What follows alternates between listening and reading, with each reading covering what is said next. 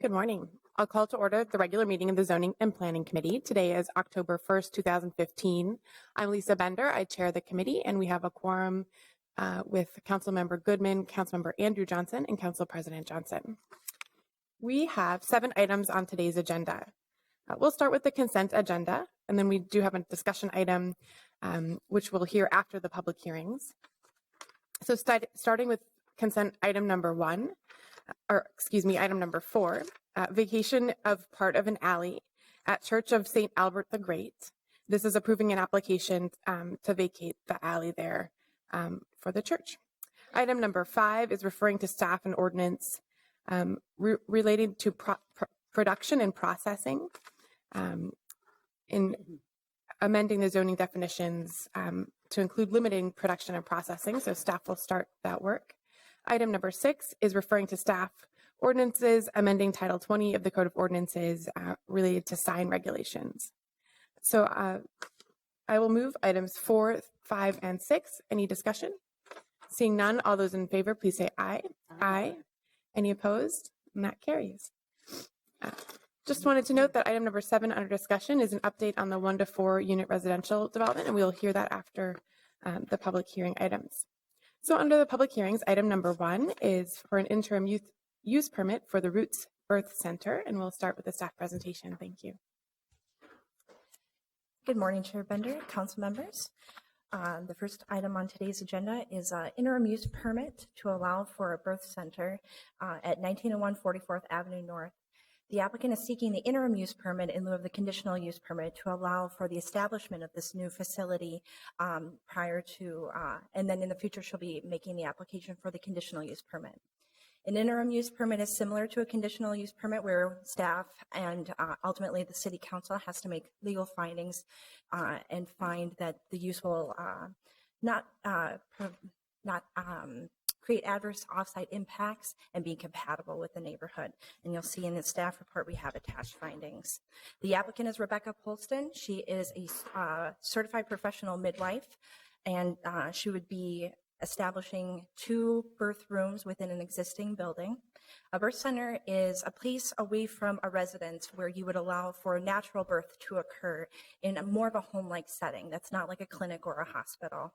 So they have 2 birthing tubs that would be provided, and the floor plans are in the attached staff report. Staff is recommending approval of the interim use permit for up to the 5 years as requested, so that would take us to October 9th of 2020. There are some conditions of approval that we are asking the council to consider, and that is just based on some existing drainage issues. So where the applicant, its architect has indicated snow storage, we would instead ask for a landscaped area. There's only one exception to the zoning code, and through the interim use permit, they would not have to seek the variance at this time, but in the future, if the proposed layout is as such, just an off-street parking variance would be required as proposed. Right now, they have a 3-car detached garage that they would like to use for yoga space and prenatal classes. That essentially covers everything else was in the staff report, and I can answer any questions. Thank you. Any questions for staff? There are none. We've been joined by Councilmember Reich. So I'll open the public hearing on item number 1. Would anyone like to speak? Anyone like to speak on item 1? Last call. Seeing none, I will close the public hearing. I will move. Council President.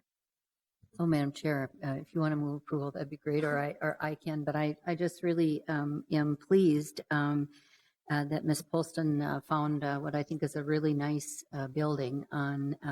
We've been chatting for a while about her intention to locate in North Minneapolis, and she found a really nice building. So I'm really pleased she's going in there, and you know, a new business in my ward. I'm really happy about it. So it's a lovely building. It was a former dentist's office with apartment above and well-maintained building, and so it's a good spot.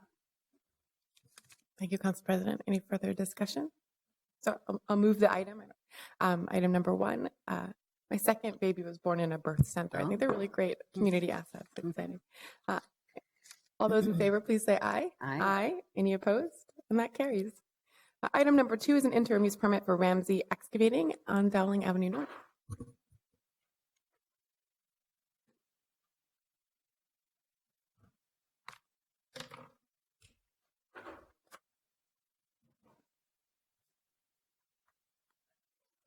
Good morning, council members. This also is an interim use permit, which I don't think we've had many for a while now. This morning you have 2 before you. This is an interim use permit by Ramsey Excavating for the property at 2 Dowling Avenue. This site is located in the I-3 General Industrial District. It's also located in the Mississippi River Overlay District, the Shoreland Overlay District, and the Floodplain Overlay District. It's located in the 4th Ward and in the Camden Industrial Area. The applicant is proposing to utilize the property for stockpiling aggregate products, staging equipment necessary to complete processing of those products, and then processing aggregate products for hauling away aggregate products. And the zoning code defines this as a concrete, asphalt, and rock crushing facility. The applicant is requesting to do this until December 31st of 2017. The site is located just north of Dowling Avenue, between First Street North and the Mississippi River. It's located in what has historically been the Upper Harbor Terminal site. Just for a visual of where the Upper Harbor Terminal site is, it's a large piece of land that the city of Minneapolis owns. The terminal has closed.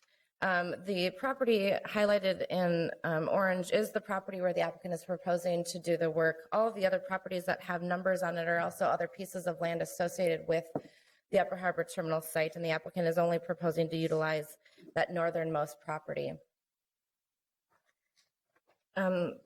CPAD in the city has been working with the Park Board for a redevelopment strategy of all 50 acres associated with the Upper Harbor Terminal site. The future land use for this is not going to be industrial. As guided in the Above the Falls Master Plan update, the future land use for the site is both parks and open space, and then also mixed use.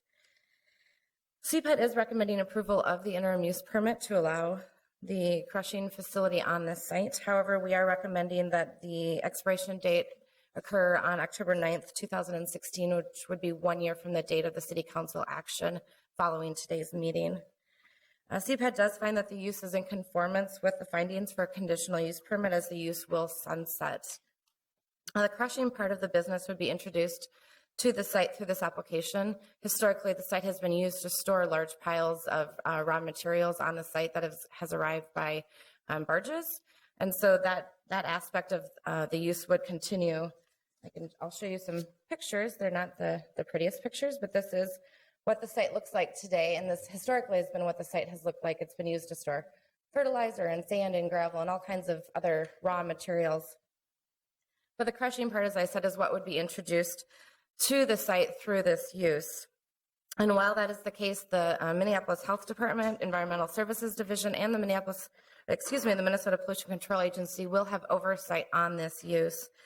To lessen the impact of the crushing aspect of the use, we are recommending 9 conditions of approval as part of this interim use permit related to dust, erosion control, and noise. The site is surrounded by industrial properties, and while it's located next to the Mississippi River, the uses across the river are also industrial in nature. The one aspect that this use is not meeting in the zoning code would be landscaping and screening. When you have outdoor storage, which is allowed in the I-3, you would be required to screen those stockpiles from public streets. In this case, the screening would be required along Dowling Avenue, which is on the south side of the property, and then First Street North. Given that the future for this site is not industrial, it's going to be parks and open space or mixed use, as I had indicated, we're recommending that you waive those requirements for the landscaping and screening. Inevitably, it would most likely be removed for the future use or redevelopment of the site. So, as I had mentioned, we are recommending approval, and I'm going to just highlight the 9 conditions so you can hear them. We are recommending that it expire on October 9th of 2016. The applicant shall comply with prevent dust in compliance with Minneapolis Ordinance Chapter 47. Water or other appropriate methods must be used for dust suppression during site activities. Erosion must be in compliance with Chapter 52, erosion and cement control for land disturbance. Noise must be in compliance with City Ordinance Chapter 389, and the hours of operation shall be limited to those by City Ordinance, which is Monday through Friday, 7 a.m. to 6 p.m., not including federal holidays. We are requesting that you do not authorize, or the city not authorize, any after-hours work permits for this site, and that a temporary sign shall be placed on the site indicating who is doing the activities in case there are issues raised by surrounding property owners. So that is the application. Again, we're recommending approval of this for 1 year. Thank you. Are there any questions for staff? Okay, there are none. We'll open the public hearing. Would the applicant like to speak? As we have one person signed in. So whoever would like to speak, just come on up. No one? Anyone like to speak? All right, seeing none, we'll close the public hearing. Council President? Thank you, Madam Chair. I would move the staff recommendation, and I really want to make it clear this is an interim use, a true interim use. We have plans for the Upper Harbor. I appreciate staff working on this. It's important as we transition out of this industrial use that we actually have some dollars to cover our costs of maintaining the property while we wait for the transition. Just had a meeting with the Park Board last week, Park Board leadership, to talk about moving forward on the Upper Harbor Terminal. And it's been interesting to see the interest that's being generated in the potential there with all that acreage along the Mississippi River. I think we're finally getting people's sweet spot about finding out exactly what's available there. It looks harsh right now, but again, it's a temporary use, and I'm supporting this today. Any discussion on the motion? Seeing none, all those in favor, please say aye. Aye. Any opposed? Nay. And that carries. All right, item number 3 is a conditional use permit and other applications for 4264 Upton Avenue South.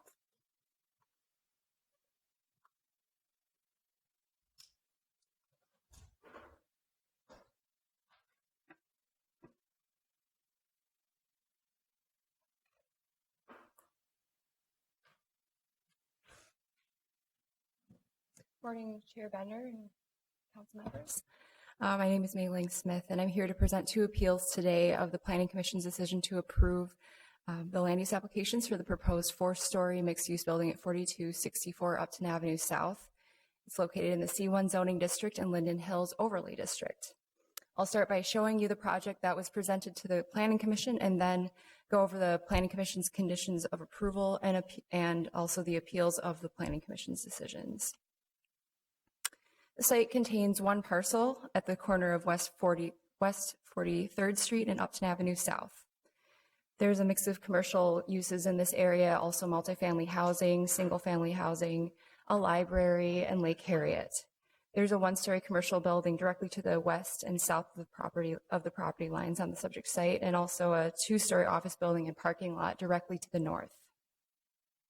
Here's some photos of the existing site. This is a vacant 1-story commercial building that most recently held Famous Dave's and was previously a gas station. Here is a rendering of the proposed 4-story building that would have ground level retail and 3 levels of apartments above. In total, there would be 29 dwelling units and 50 parking spaces provided within the building.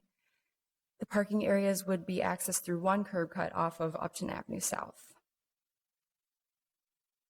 So on the east elevation on the top, you can see the garage access on the far right. And so all of the business entrances would be located on this east facade. On the south elevation, there would be the residential entrance, and this is facing 43rd Street.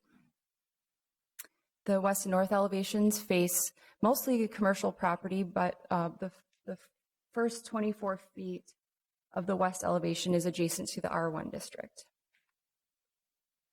A conditional use permit is required to increase the maximum building height from 3 stories or 42 feet to 4 stories, 55 feet, 11 inches at its tallest point.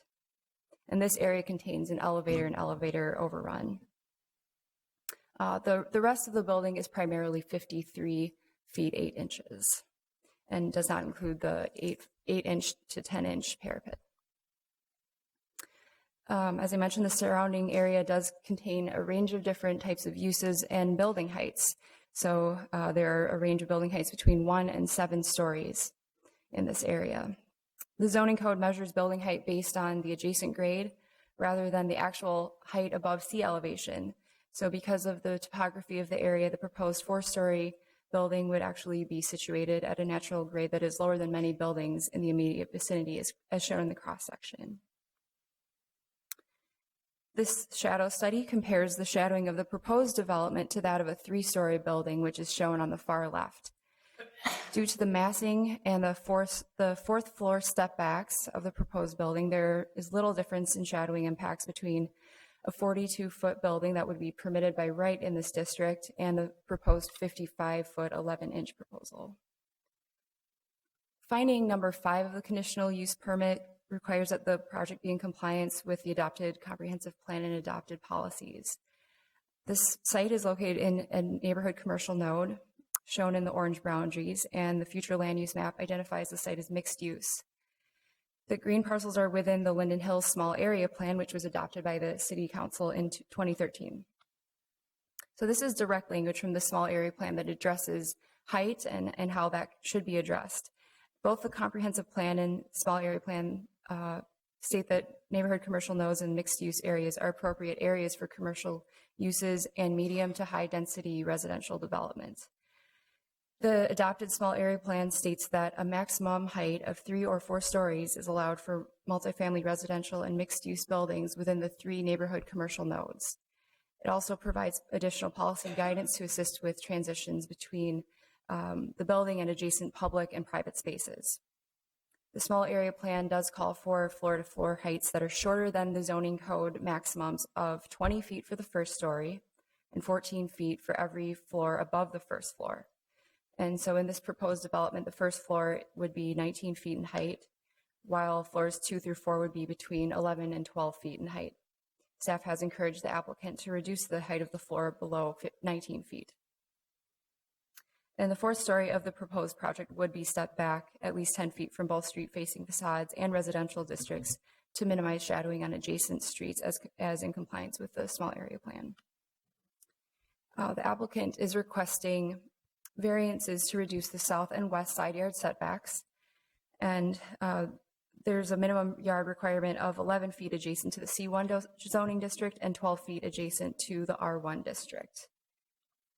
Here are some of the floor plans demonstrating those variance requests. So for the first 24 feet away from the north property line, that is adjacent to R1, and that requires a 12-foot step back, and the proposed plan for the Planning Commission showed a 10-foot setback on the first floor. Here are the second floor setbacks, variance requests, I'm sorry. Third floor, so this is a combination of building wall and patios exceeding 50 feet, which exceeds what's allowed as a permitted encroachment. And the 4th floor as proposed. And there would be nothing on the roof except for some mechanical equipment. Site plan review is also required, and it was approved by the Planning Commission on September 8th. So as I mentioned, the Planning Commission approved the proposed development 4-2. For the conditional use permit, they added 2 conditions. To compare the proposed development before you today against some of the previous proposals for this site from a different developer, this one is only 1 parcel, whereas the other ones were between 2 and 5 parcels.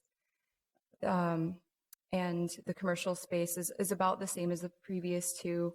The GFA overall is smaller than the previous one, so there are different metrics you can gauge the size for this current proposal. So some updates that have been made by the applicant and sent to me since the Planning Commission's approval on September 8th. The 4th floor was stepped back from the 3rd floor building wall by at least 10 feet on the west side. So that applies to, so the Planning Commission made this condition apply to this portion of the building. And so new version does comply with that condition. The Planning Commission also asked for, this is the rendering of how that would look, and they changed the color scheme to go back to a darker color scheme on the right. And that shows the fourth floor step back adjacent to residential. And then also the Planning Commission required to add more brick on the corner of 43rd and Upton and lighten the color palette, and also add a third floor cornice so you can see the changes on the right. And this is just kind of how it looks overall.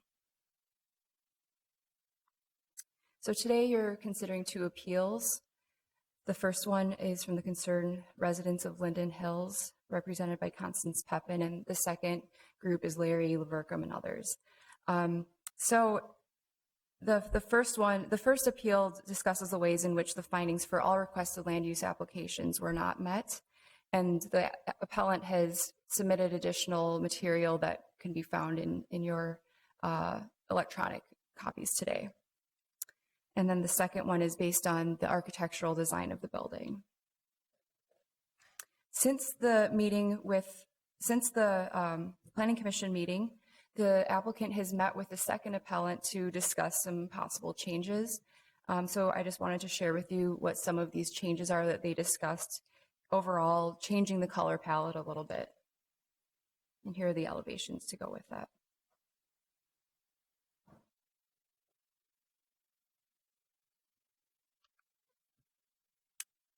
That concludes my portion of the presentation. The appellants are here to speak as well as the applicant, and I'm happy to answer any questions. Thank you. Thank you. Are there any questions? Okay, there aren't any. So we'll open the public hearing. Why don't we start with the applicant and then the 2 appellants?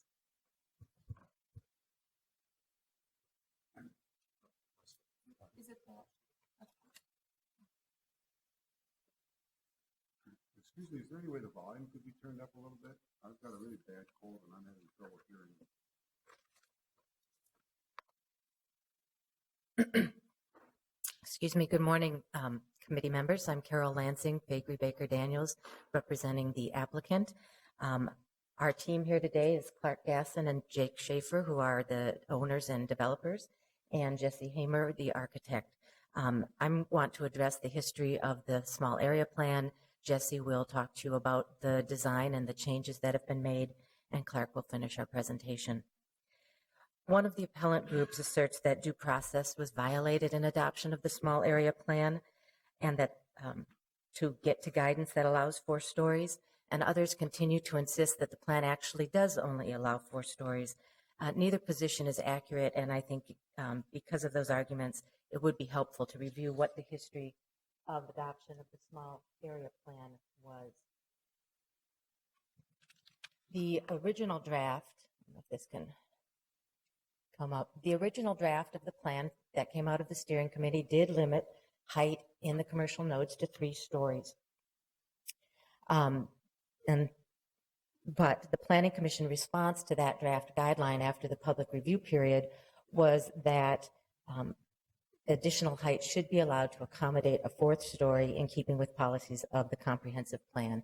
And this history is also outlined in a memo that Brian Schaefer did at the time of the City Council adoption of the small area plan.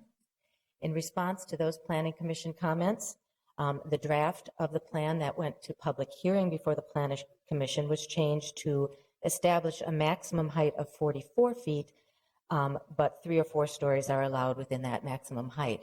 So they did say 3 or 4 stories, but they also had guidance that would have limited height to 44 feet, even though a 44-story building under zoning code regulations can be up to 56 feet.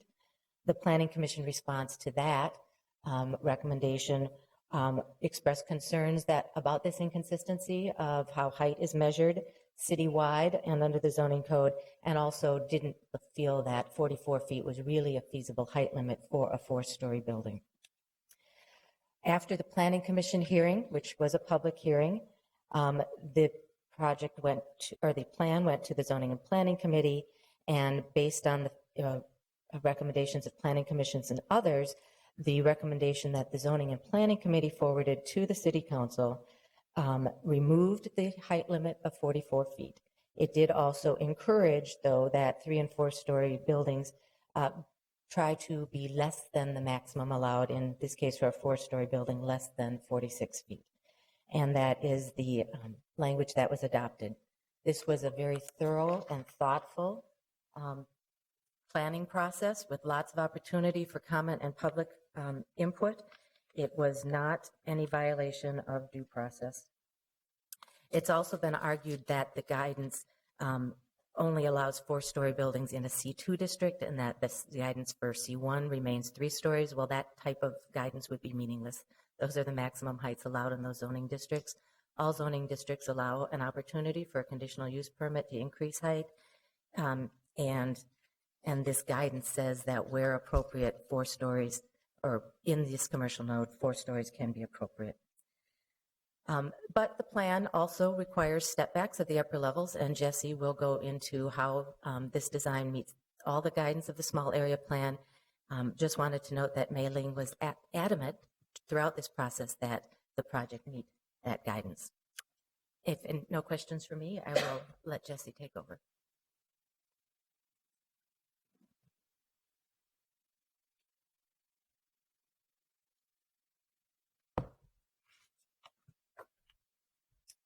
Good morning. My name is Jesse Hamer. I'm with Momentum Design Group, the architect for the project. I'd like to provide a brief summary of where the design is at and a little bit about how we got there. To start off with, I was also the architect for the previously approved project brought to the city a year ago. And so I've sort of laid out a quick comparison between the two buildings. We are both a 4-story building, both our project and the previously approved one. We are 53 feet 8 inches as the primary roof height. The prior project was 55 feet 10 inches. We're one lot, just the Famous Dave's lot. The prior project had 2 lots, and they were that included the office space to the north there. So our lot now ends here, and then this was the other lot that was previously used. The developer decided that the building was too large previously, wanted a smaller, shorter building than we had previously. We have roughly 53,590 square feet above grade floor area versus the previous project was 60,870 square feet of floor area. One of the biggest differences between the two projects, however, is actually in how we treated the pocket park. So that's the current proposal. We extended the pocket park considerably along the Upton Avenue side. The previous project had limited to just at the corner, and was only for the intent was to replace what had already been there as part of his agreement with the neighborhood. We are currently showing that same design being replaced, as this is part of the previous agreements that we've sort of taken on as the new developer. But we're hoping to work with and have plans to work with the neighborhood to come up with a new design here that will really take advantage of the additional space that we've given. Unlike the previous project, we've set back on the north side and the west side of that pocket park 2 feet and 4 feet to give us some room to work with in a new plan that we're hoping to agree to with the neighborhood. We've also set back from the sidewalks on both the 43rd and Upton sides to give a little bit more room to the sidewalk, a little more space there for the pedestrians.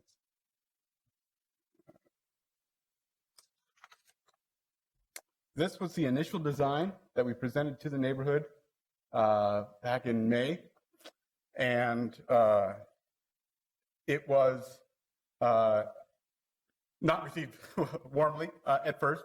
We had a lot of feedback and a lot of discussions, both with the neighborhood as well as with Mei Ling and the staff, and working with the small area plan to keep it within the intent of the small area plan.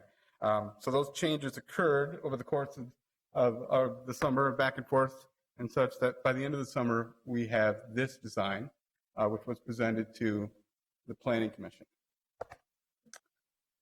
As you can see, we eliminated the very large overhangs. We broke up monolithic planar elements. Worked with the staff, we got our full 10-foot setbacks on the 4th floor on the street-facing facades.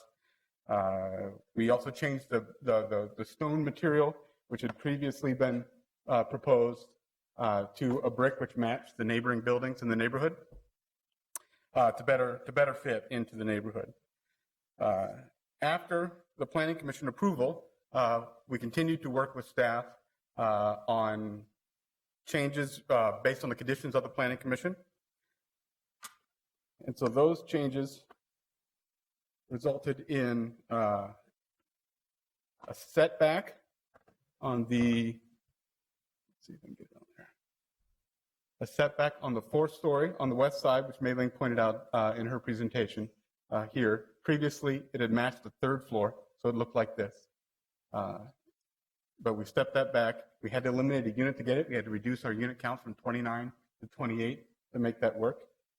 But we made those changes, as well as the changes to the corner.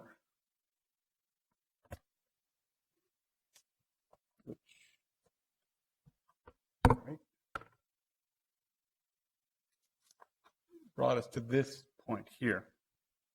So we added the additional brick on the corner around the pocket park, eliminating what was previously glass and curtain wall. And then we introduced an art panel, this element here, to also give a little bit more, just add something interesting and fun to that corner. We met with representatives from the neighborhood just this week, Larry and some other representatives with him, and just to discuss what we could do to incorporate some of the neighborhood's desires into the building. We talked a great deal about the materials of the building, the color of the building. They wanted looking for a warmer and softer color palette. So